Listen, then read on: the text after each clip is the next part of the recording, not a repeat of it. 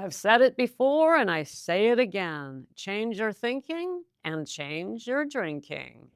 But how? Let's talk this over, gals.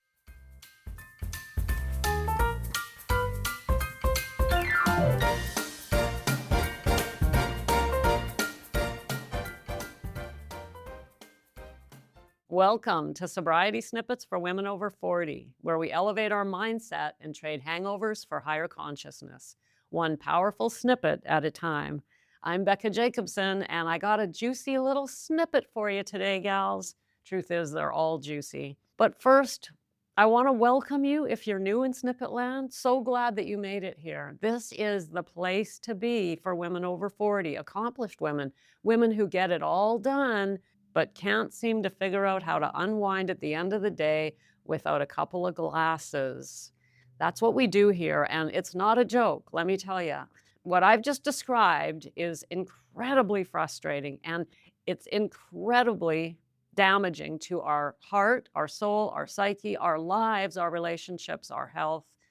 It is living in a constant state of cognitive dissonance. My dears, that is actually what I end up calling hell on earth. It really is. Wake up in the morning and say, you know what, I'm just not drinking today. Enough's enough. And about 7 hours later, you're having a drink. That is hell on earth. Okay, that's what we do here. I'm so glad you're here. Honestly, we talk a lot about mindset here. We also talk a lot about how this is an emotional journey. It's not about the alcohol. Today, we're going to talk about thoughts specifically.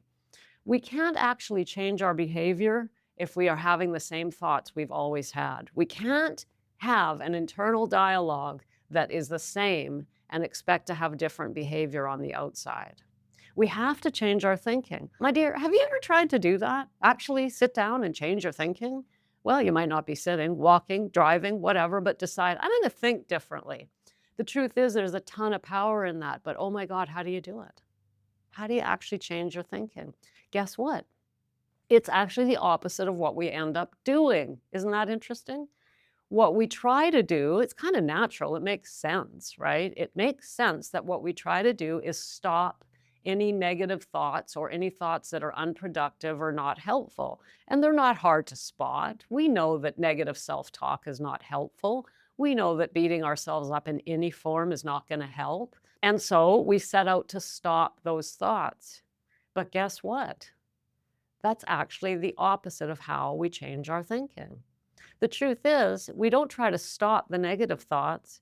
Instead, we replace them with better thoughts. I love the metaphor of the oak tree. About 20 years ago, actually, I guess 18, my husband and I bought an oak tree, and it fit right in the back of the pickup, right? It was in a nursery and in a fairly large pot, and we brought it home. And where I live, oak trees don't grow naturally. They grow on the East Coast, but I live on the West Coast. And I was kind of curious. I wonder how this oak is going to do here. And I actually didn't know that much about oak trees. Where I live in the fall, as soon as it gets cool, leaves fall off the trees. They just get chilly and they let go and they fall off and all the leaves are gone, right? We've all heard of that. Well, it turns out that oak trees don't do that. And in the first year, the fall came and there was our new little oak and it seemed to be doing well. It wasn't that little, actually. It's got to be about 10 feet high. But there's the fall comes and all the leaves are falling, but the oak tree, the leaves just hung on, and then winter came, and there's this oak with all these dead leaves all over it. And then the snow fell and the leaves still hung on, and all through the winter, I'm looking at this oak tree with all these dead leaves all over it. And I was worried. I'm like, it's not letting go of its leaves. I know I'm weird that way. I was worried about it. I was worried about my poor oak. Well, it turns out you do a little research and you discover that oak trees are different. Oak trees wait till the spring, and when the new leaves pop through, they push off the old ones. The new leaves push off the old ones. Gals, this is a lovely metaphor for our thinking, isn't it? How do we change old, dried up thoughts that just keep hanging on and hanging on? We don't try to pick them all off. Instead, we start new, fresh, helpful thoughts, and they will push out the old thoughts. You know what I mean? I love that metaphor. Here's a quote from a book I was reading recently that says this, quote, "Old habits of thinking and feeling, like dead oak leaves, hang on till they are pushed off by new ones." There it is, just like that, simplicity itself. Notice that in this quote, and by the way, this is from Neville Goddard. I actually can't remember which book, but it's okay. It's the quote that's important. Old habits of thinking and feeling, like dead oak leaves, hang on till they are pushed off by new ones. This one sentence got me thinking, thinking, thinking, and that's what this whole snippet is about. I had the experience with my own oak, and then I saw it in this book. I'm like, yes, that's the answer. That's what I'm trying to say to my gals in Snippet Land. Instead of trying to stop your old thoughts, replace them with thoughts that are going to be helpful and productive. But notice in the Neville quote, he includes feeling. Let's look at it one more time.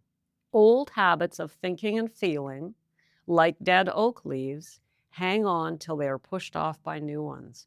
Feeling as well. He includes feeling. Let's talk about that. He includes feeling because we can't have a thought without a corresponding feeling. Have you ever noticed that? You think a thought, and sure enough, it causes a feeling in us, an emotion. We think of something from the past that we regret, and we instantly feel regret and shame. We think of something exciting that happened, and we instantly feel excitement. We think of something that turns us on, and our body immediately responds in a nice little warm way, if you know what I mean. Our thoughts are powerful. They give us feelings, both emotions and physical feelings, which is proved by the fact that we can actually be sexually aroused simply by a thought.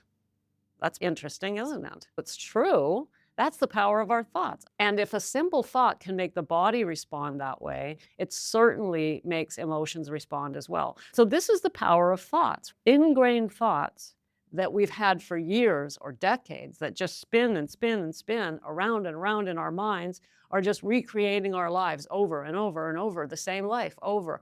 And we think, no, no, don't think that thought. Don't think that, don't think that, right? And we try to stop them. We're trying to pick off all the dead thoughts.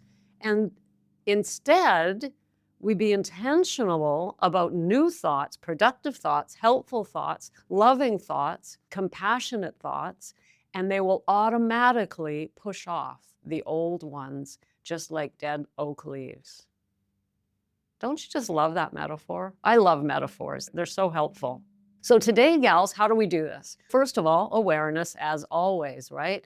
Now you know. Stop trying to stop the thoughts and instead replace them. Start by making a decision that you're going to do that, and then sit down and ask yourself, what kind of thoughts do I want to be thinking? Like, what would be a helpful thought? Now, if you're thinking, oh, she's just going to the old affirmation thing. She's going to tell me to go, I am happy, I am happy, I am happy. That's a thought. Yeah, that's a thought, but it could be a lie. Any thought that's a lie is not going to stick. It's not going to push out an old thought. It's just going to feel like a lie, and you're going to parrot an affirmation all day long and get you nowhere except irritated and frustrated. So while affirmations are very powerful, we talk about this a lot here. They have to be done with the emotions on board and with our beliefs on board. We have to believe what we're saying, or it's pointless.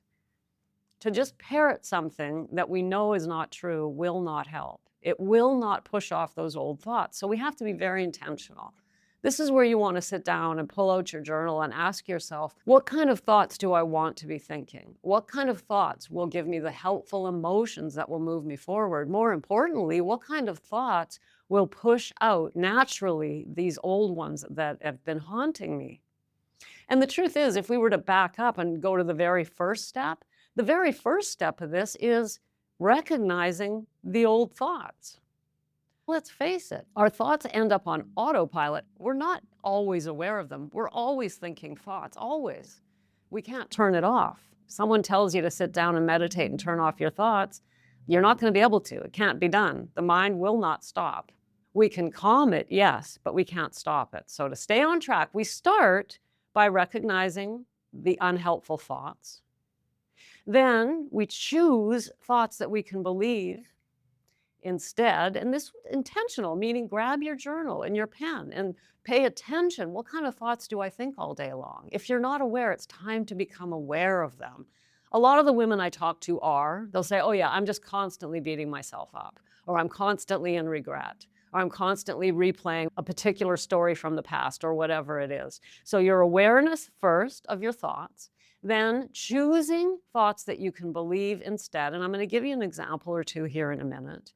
And then practicing with intention, with the intention of allowing the new thoughts. Remember, we're not pushing, we're just allowing the new thoughts to gently take the place of the old, dead thoughts or leaves, oak leaves. In the spring, all of a sudden, the new leaves bud, and those old dried up leaves that have been hanging on all winter, surviving all the snow and everything else, they just fall right off because the young'uns come behind them and nudge them out. Love that image. It's so beautiful. So as Neville's quote said, it's thoughts and feelings. Thoughts naturally create feelings. And so we want to think thoughts that are going to create the feelings that are going to be helpful to us. And we don't want ones that feel like lies and just create frustration. I'm happy. Just saying that when you're not is not going to help. So instead, choose a thought that you can start to believe. How about this? I have the potential for happiness. Or maybe you're not feeling well. To just suddenly say, I am healthy, I'm energetic, when you don't feel that way is not going to help. What about, I'm resilient? I'm resilient. That doesn't say that you feel fantastic. It's saying that you are resilient. It's saying that you have the ability to bounce back, right? So we can be careful about the thoughts that we're choosing to make sure they don't cause a resistance inside of us. A resistance where, we're mentally rolling our eyes at the nonsensical affirmation somebody's got us repeating like a parrot, only to feel irritated by it. That was my response to most affirmations. It was like, yeah, I can say that all day long, but it doesn't feel good. It doesn't feel right. It isn't me. So be careful and take the time and be intentional and say, well, I believe that I'm resilient. Take that one. I love that one. Do you believe that you're resilient? That no matter what's happened to you, you can bounce back and you will find a way? Do you believe that you're strong? I am strong. That's just saying, it's not saying that you're necessarily healthy today or that you're even sober today, whatever you're facing. It's saying that you're a strong woman. Well, your past is backing you up on that one. Most of the women I meet are very strong, very intelligent, very powerful women. They've just been beat down by alcohol. So I am resilient is one of my favorites. And you can have that one. Try using that one for a few days and see what thoughts it pushes out of the way. And more importantly, see what feelings it evokes inside of you.